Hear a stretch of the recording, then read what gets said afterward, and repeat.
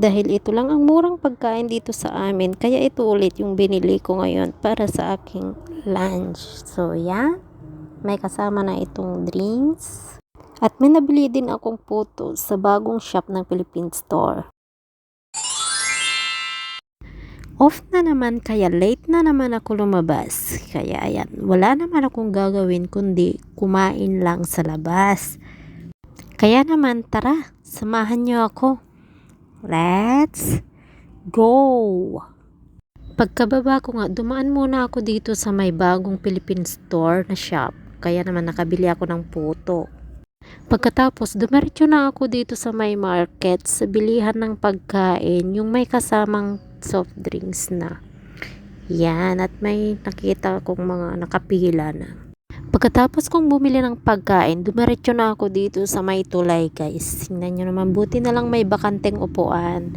So yan, nandito ako ngayon sa may ilalim ng tulay dahil dito ako kakain ngayon. Ayan, tingnan nyo, dito sa ilalim ng tulay mismo.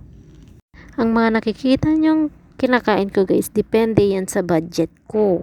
Ayan, kung may budget, medyo mas mahal-mahal. Pero pag walang budget, mga mura-mura lang, ganun lang. Napagastos kasi ako last off ko. Kaya naman, ito lang ang budget ko ngayon. Ayan, kailangan natin magtipid kasi malayo pa ang sahod. Ayan, kain na tayo, guys. Pag konti lang ang natitirang pera ko na, talagang dito lang ako. Bababa lang ako pagkakain. Ganyan pag off ko. Kasi ang hirap talagang magtipid. Hirap i-budget yung pera.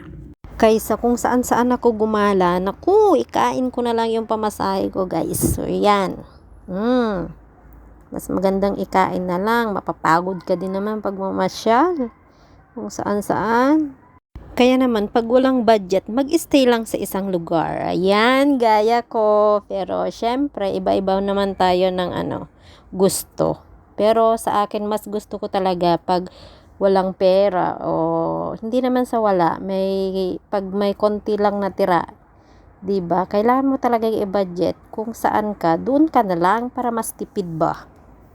Kasi pag lalayo ka pa, ay nako, mapapagastos ka lang. Yan.